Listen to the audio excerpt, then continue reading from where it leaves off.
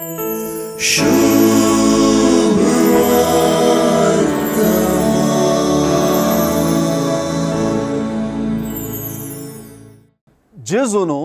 दोगां बाबांक पेद्रो आनी आंद्रेक येया म्हज्या फाटल्यान आनी हांव तुमकां मनशांचे पागी करतलो म्हळें.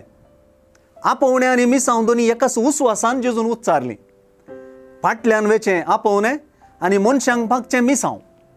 आपयतलो ही मेस्त्री जेजू आनी मनशां पागींचो मुखेली तोच. चडावत राब्बी पाटलावदारांक आपयनासले.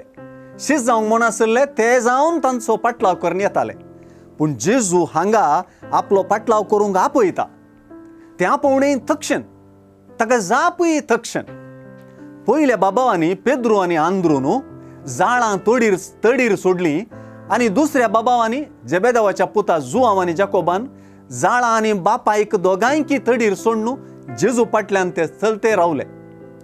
येया म्हज्या फाटल्यान म्हणल्या उतरांनी विशेश आमसोर आसा. तें एक आपोवणें म्हणच्या की तो एक आदेश म्हणयेत. तातूंत एक प्रावादपण आसा. मनशांचे पागी करतलो म्हणल्या उतरांनी स्पश्टताय दिसना. पूण जेजूच्या ह्या प्रावादी आदेशांत ताणें आपयलेल्यांचे व्याप्तीची वा कसबाची भास जेजून मिसांवाचे भाशेक मेळयली. तें आमी समजूंक जाय.